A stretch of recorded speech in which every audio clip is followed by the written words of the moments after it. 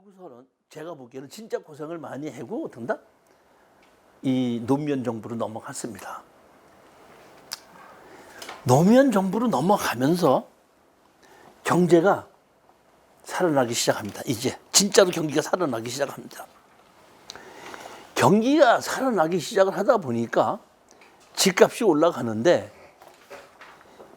이게 제가 보기에는 노무현 정부에서는 엎어쓴 거야. 왜냐면은 앞에 김대중 정부에서 IMF 때 집이 안 팔렸죠. 그래갖고 억지로 팔게끔 하고 그냥 난리를 쳐도 안 팔렸죠.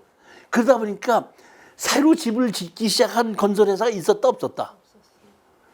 다시 말하면 공급이 어떤다? 중단된 겁니다. 중단된 상태에서 경기가 다시 살아났죠. 그러다 보니까 집값이 어떤다?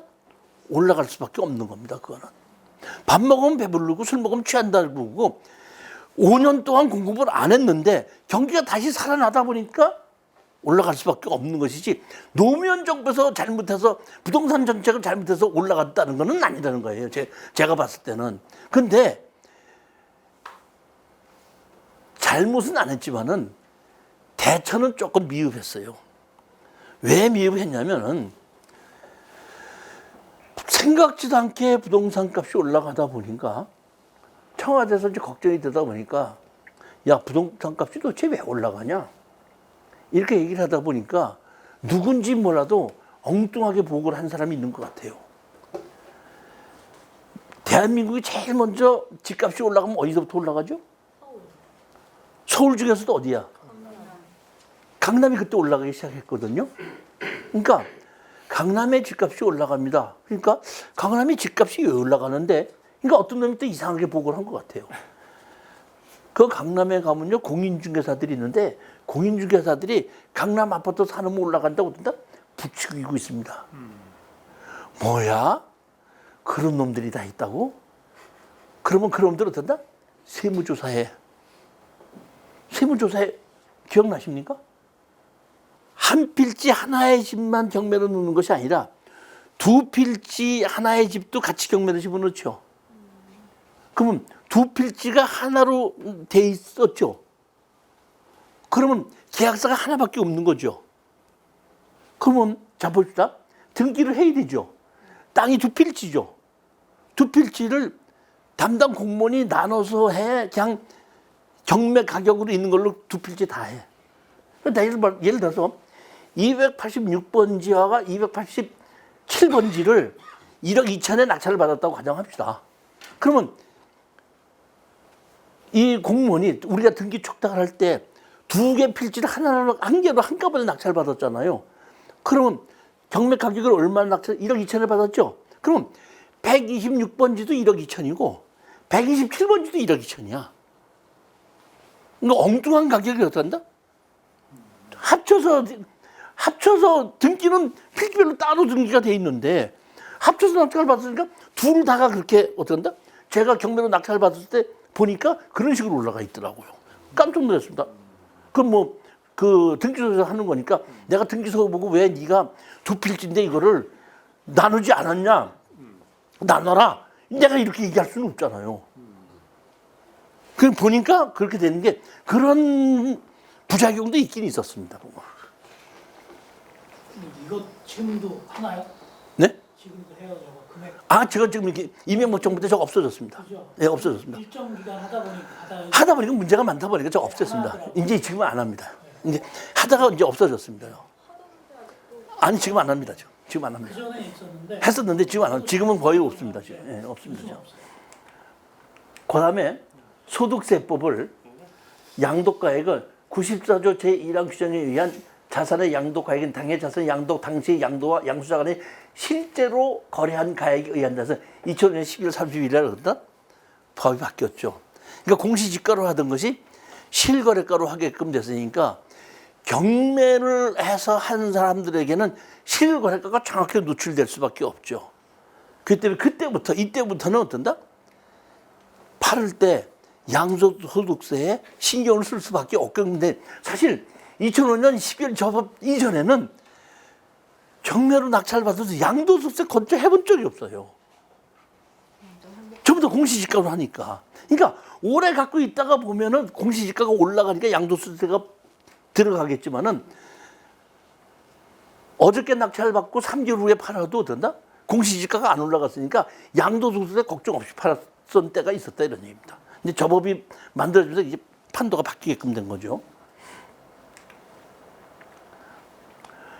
좋은 부분 아닙니다. 실제. 주택 재건축을 판정을 위한 안전 기준 해갖고 됐나? 아까 20년에서 30년으로 바뀌었다고 그랬죠. 그 다음에 이거는 제가 다신당에 얘기합니다. 제주특별자치도 설치 및 국제자유도시 조성을 위한 특별법을 만들어서 제주도에 관한 것은 국방과 외교를 제외한 나머진 전부 다 제주도 도지사에게 이름한 건 하나는 제주도가 개발을 하기 위한 것으로서입니다. 저거는 이 노무현 정부에서 최고로 잘한 부동산 정책이라고 봅니다. 제가 저 법을 바꾸는 걸 보고 야 이제 제주도가 땅값이 많이 올라가겠구나 싶은 생각에 이 당시에 저 법을 바꾸고 난 다음에 한 달에 한 번씩 제주도에 비행기 타고 갔습니다. 사기도 많이 사고 경매로도 많이 샀습니다. 이 당시에 보통 보면 3만 원, 5만 원, 제일 비싸야 20만 원이었었고 6, 7만 원 정도면 낙찰을 받을 수 있었거든요. 근데 낙찰을 받아놓고 한 2년이 지나도 안 올라가. 나 욕 패드기로 먹었어요. 야, 이 새끼야, 네가 사면 올라간다는데 올라가긴 뭐가 올라가냐 이렇게 해갖고. 그 다음에 어떤다? 할 수 없이 나도 안 올라가길래 저 법이 바뀌어서 틀면 올라갈 줄 알았는데 안 올라가길래 내 생각이 틀렸나 보다? 하고 나서 한 5년 지나고 나니까 그때부터 올라가기 시작을 하더라고요. 내가 그러니까 너무 빨랐던 것 같아요, 보면. 그러니까 보면은 그 당시에 안 올라간다고 싸게 내가 사줬던 거를 싸게 팔아친 사람은 남은 게 없고 안 팔아갖고 그냥 갖고 있었던 사람은 어떤데? 10배 이상 뛰었습니다. 지금 보면은. 저걸 왜 하게 된 거예요? 주도 어떻게 안 하고 있던 거예요? 아니 이거 제주도에서 저 특별법을 한다는 것은 이 노무현 정부에서 한 게 아니라 박정희 정부 때부터 나온 거예요. 그래서 그 당시에 그걸 만들어 놓고 했는데 경제가 뒤떨어지지 않았기 때문에 저건 해야 된다는 걸 알고 있으면도 못했던 거야. 근데 왜 저 시점에서? 저는 이제 아니 우리가 10,000불 이상이 넘어갔기 때문에 우리가 경제적으로 됐대. 다시 말하면 박정희 정부 때는 1,000불이 안 되고 100불, 200불에서 시작해갖고 누구야 그 전두환 정부에서 1,000불이 넘어갔잖아요. 다시 말하면 박정희 정부 때는 우리가 빈곤했어. 가난한 정도는 아니고 빈곤했어요. 근데 전두환 정부에서 1,000불에서부터 한 2,000 몇백 불로 올라가면서 가난을 극복했던 거야. 근데 그때 올림픽이 끝나면서 노태우 정부로 넘어가면서 이 공산주의국가 수교하면서 5,000불이 넘어가면서 어떤다? 조금 잘 살기 시작을 하면서 김영삼 정부 들어가면서 10,000불이 된 겁니다. 그때부터 어떡한다? 살만한 것이 됐는데 그 IMF도 그래서 난 거예요. 뭐냐면은 돈을 빌려주는 사람들이 옛날에는 대한민국은 워낙에 돈이 없다 보니까 빌려줘도 받지도 못할 것 같으니까 빌려주지도 않았었는데 한 10,000불쯤 되니까 일본 애들이 우리 싼 이자 쓸래? 이러고 어떡한다? 찔러 넣어가지고 그냥 들어오다 보니까 그래서 뭐야? IMF가 터진 거예요. 10,000불이니까 어떡해? 갚을만 하다 하는 게 경제적으로 되다 보니까 그렇게 된 거죠, 보면. 근데 저는 이제 질문 요지는요. 네. 아니 이게 사실은 지방자치의 원조격이잖아요. 그렇죠. 왜냐면 국방하고 뭐 나머지 다 줬잖아요. 근데 다른 지역은 안 하고 왜 제주도만 아니 다른 데 다 묶어. 제주도는 대한민국의 돈이 아니라 외국의 자본들이 들어오게끔 한 거죠. 근데 다시 말해 저렇게 하면서 제일 먼저 했던 것이 뭐냐면 5억 원 이상을 투자하게끔 되면 영주권을 줬잖아요, 제주도에. 그 무비자로 들어오게끔 하고, 그 다음에 외국의 회사를 제주도에다 본사를 놓게끔 되면, 저 세금을 깎게 좀 해주기 위해서 많은 것을 어떤다? 유치하기 위해서 제주도를. 그러니까 그러니까 다시 말해 대한민국과 별개의 섬으로 별도로 개발을 하게끔 만들고 외국에 있는 모든 회사들도 들어올 수 있게끔 푸는 겁니다, 저는. 저 계획은 제가 알고 있기로는 박정희 정부 때부터 세웠는데, 그렇기 때문에 그 박정희 정부에 있던 그 김정필 씨가 저기 몇백만 평 그거 세우자마자 그거 가졌던 거 아닙니까? 그 당시에. 근데 돈이 없다 보니까 개발을 못 했거든요. 그러니까 돈이 있던 사람들 중에서 뭐라 그랬냐면, 다른 데는 다 투자해도 제주도는 투자하지 말라 그랬었어요. 제주도는 투자하지 말라 그랬습니다. 쭉 안 하다가 노무현 정부에서 저번 만들면서부터 어떤다? 들어가기 시작을 했고, 저번 만들자마자 들어갔는데 안 올라갔고 나 패대기 욕만 먹었다 그랬잖아요. 향후 10년에서 15년 지나면은 제주도의 땅과 서울의 땅이 거의 근접해 갈 것이라고 저는 그렇게 봅니다. 그렇게까지. 전 그렇게까지 봅니다. 제주도가. 앞으로도 많이 오릅니다. 그러니까 내가 보기에는 지금은 오른 것도 아니고 지금부터 오를 것이 더 많을 거라고 저는 그렇게 봤는데, 근데 내가 그렇게 생각한다는 얘기지 내 생각이 다 맞으면 뭐 내가 이러고 살겠어요? 나는 그렇게 생각한다는 얘기지. 그러니까 내 얘기가 맞다고 생각하지 말아요. 나는 그럴 것이라고 생각한다는 얘기지. 하여튼 이 법을 어떤 이때 노무현 정부에서 이걸 만들었다는 겁니다. 그다음에 혁신도시 어떤다? 혁신도시의 법을 만들었죠. 보면 자, 제가 보면 노무현 정부에서 고생도 많이 하고 많이 하고 여러 가지 법을 다 많이 했는데, 결국에 가서는 주택값을 잡는 데는 실패를 했어요. 노무현 정부에서도 이 부동산에 관한 많은 연구를 하고 많은 했는데 실패를 했는데, 한번 보시겠습니다. 노무현 정부를 가지고 제가 뭐라고 얘기하는 것이 아니라, 우리가 향후 미래의 주택 가격을 가지고 한번 올라갈지 안 올라갈지를 한번 평가를 해보자는 겁니다. 자, 보시겠습니다. 제가 표를 만들었거든요. 이렇게 보면 수미양가라고 해놨는데, 수미양가가 언제 있었죠? 초등학교 때? 무슨 초등학교?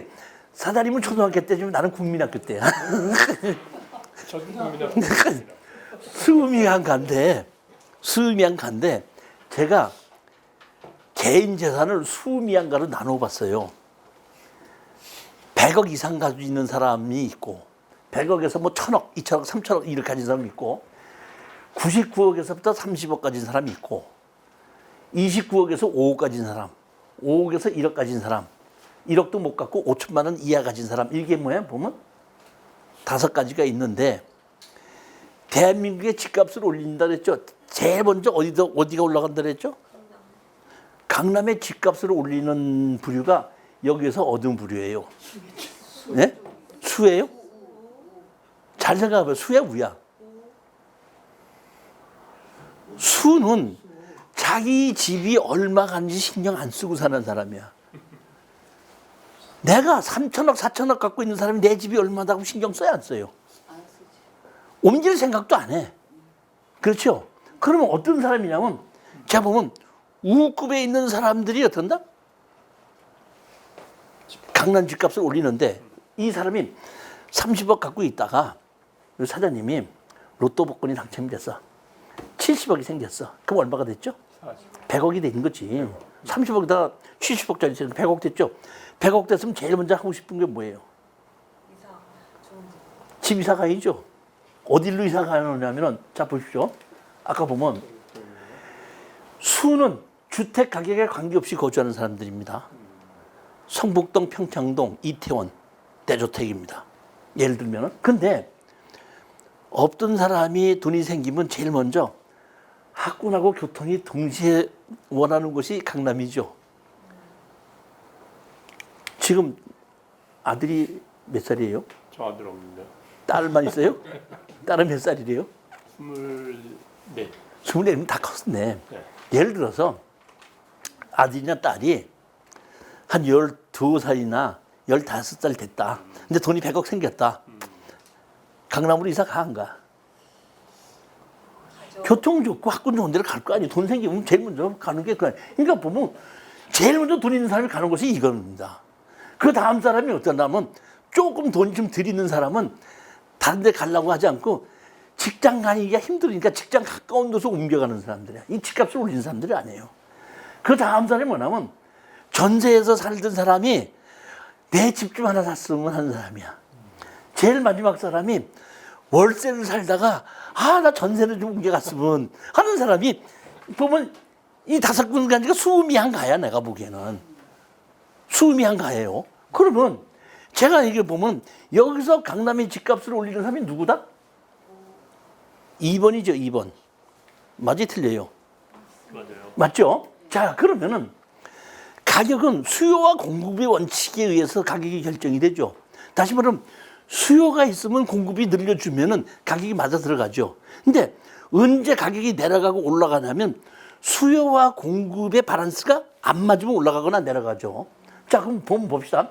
돈이 없던 사람이 경제가 발전되니까 돈이 생겼죠. 그러니까 여기 30억짜리 있는 사람들이 집을 살려고 강남으로 가려고 그랬죠. 근데 강남에 집값이 올라간다고 재건축 막았죠. 다시 뭐 강남은 집이 다 지어져 있죠. 새로운 필지가 없죠. 그러면 강남에 집을 공급할 수 있는 유일한 방법이 뭐죠? 재건축이죠. 재개발 아니고 거기는 재건축이잖아요. 근데 재건축 안전진단을 강화했죠. 그러니까 공급은 돼야 안 돼. 수요는 경제가 좋아지면 수요는 늘죠. 공급은 안 됩니다. 그러다 보니까 강남 값은 엄청나게 뜁니다. 그런데 여기서 실수한 것이 뭐냐면 아까 보면 여기 보면 전세에서 내 집 원하는 사람들이 있죠. 전세에서 내 집을 원하는 사람들은 어디에 있냐면 여기 양에 있는 사람들이거든요. 내가 1억 갖고 있는데 3억짜리 집을 살려고 그래. 얼마 있는데? 1억 있는데 1억 있으면서 왜 3억짜리 집 살려고 그러죠? 평수 넓히는 거. 아니 평수가 높이는 게 아니고 집값이 올라가니까 집값이 자꾸 올라가잖아요. 그러니까 내가 대출을 받아서라도 된다? 집을 지금 잡아놔야 될 거 아닙니까? 그러니까 1억을 집어넣고 모자란 2억을 어떻게 한다? 대출을 받는 거 아닙니까? 그러다 보니까 이 사람들이 집이 없다 보니까 노무현 정부에서 이 양에 있는 사람들을 어떤다? 집중적으로 공급을 했습니다. 뭘 했다고요? 공급했어요. 그러다 보니까 1억 가지고 있는 사람이 1억 가지고 사고 2억은 대출을 받았어요. 그러면 5천 가진 사람이 이쪽으로 옮겨와야 되겠죠. 근데 5천 가진 사람이 월세를 살던 사람이 어떤다? 전세 살라고 해야 되는데 다시 말하면 여기에 있는 사람들은 노무현 정부에서 계속 공급을 했죠. 그러다 보니까 이 집은 안 오르고 이 집은 올라가는 거야. 공급을 안 한 이 집은 강남은 엄청나게 올라가고 공급한 이 집은 어떻게 한다? 안 올라가. 그러다 보니까 이자를 내고 집을 샀는데 안 올라가고 돈 있는 사람들은 비기 싫으니까 못 짓게끔 묶어놨더니 어떻게 한다? 천정부지로 올라가고 이렇게 되다 보니까 빈익빈 부익부 어떻게 한다? 현상이 벌어지게끔 된 겁니다. 이게 내가 보면 정책이 여기 보면 조금 내가 보면 좀 잘못된 게 아닌가 싶은 겁니다. 이때 서울시장이 누군지 기억하세요? 이 당시에 서울시장이 누구예요? 이명박이죠. 이명박 시장이 생각해 본 거야. 왜 강남만 올라가지? 강남이 뭐 하냐면 학교가 좋고 교통이 좋거든요. 기반 시설이 돼 있거든요. 그러니까 이명박이가 바로 이렇게 얘기합니다. 너희들 강남만 요구하지 말고 내가 무슨 주택 해줄게? 뉴타운을 만들어서 학교나 이런 것도 어떠나 기반시설 다 만들어 가지고 살기 편한 곳으로 만들어 줄게 하다 보니까 어떤다? 그 수요가 이쪽 수요가 어떤다? 뉴타운으로 옮겨가게끔 됩니다. 이 사람들이 이쪽으로 올라가는 사람들이 이제 뉴타운으로 가게끔 됩니다. 그러니까 뉴타운으로 올라가면서 인기가 좋아지면서 어떤다? 대권에 도전을 한 거예요. 무슨 얘기인지 이해가십니까? 제 생각에는 다른 아무것도 필요 없고 부동산 가격을 잡기 위해서는 딱 하나입니다. 자, 봅시다. 대한민국의 부동산 값이 제일 비쌌던 데가 어딘지 아세요? 제일 비쌌던 데가 어디예요? 어딘지 몰라요? 지금? 아유, 어디는 어디야? 명동이지. 남정도. 명동이 제일 비쌌지 않습니까? 근데 지금도 명동이 힘을 써 못 써. 이제 강남하고 삼성동 아닙니까? 이제 다시 말하면 제2의 명동이 강남과 삼성역이 생기면서 제2의 명동이 생기다 보니까 어떻게 된다? 명동이라는 도시 견제가 된 거예요. 즉 다시 말하면 강남도 제2의 강남을 만들고 교통과 학군이 좋은 걸 만들면 어떻게 된다?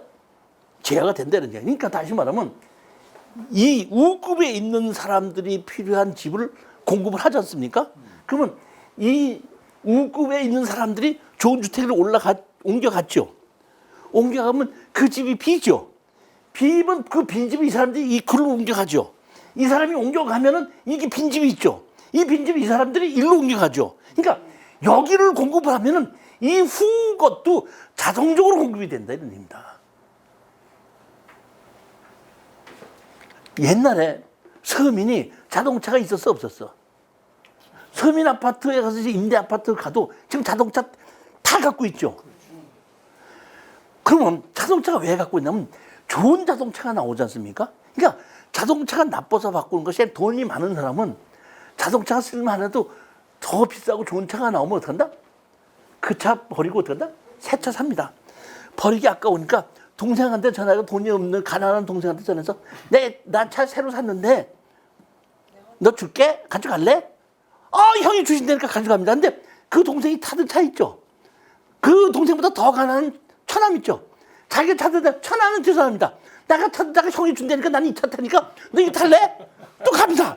그럼 그 처남이 타던 차 또 있죠? 그럼 또 어떻게 한다? 또 다른 친구한테 줍니다. 그러니까 맨 위에 거를 공급하면은 밑에 없는 사람들까지 다 내려간다 이런 얘기예요. 아니 내가 틀린 얘기예요? 그런 식의 공급이 맞지 않냐 이런 얘기예요.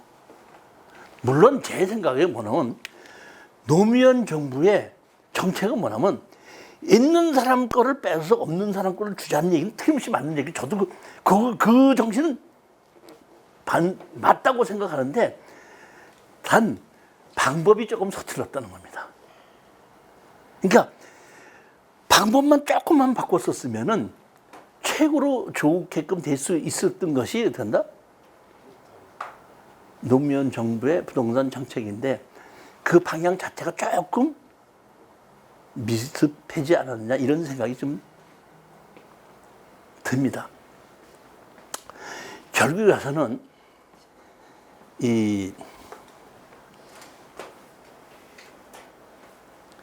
노무현 정부에서는 집값을 그렇게 제대로 잡지 못하고 부동산에 관한 법을 부동산을 잡는 것을 수요와 공급의 원칙에서 잡지 않고 법으로 잡으려고 했기 때문에 조금 법으로 잡는 것은 무리였었다는 거고 물론 법으로 잡을 수도 있긴 있겠지만은 가장 중요한 건 그때 기업도시, 혁신도시, 행복도시 하면서 수조 원의 돈이 보상비로 풀렸기 때문에 그 돈이 또다시 부동산으로 또 갈 수밖에 없었다. 근데 그 부동산이 어디로 가는 대부분 어떤다?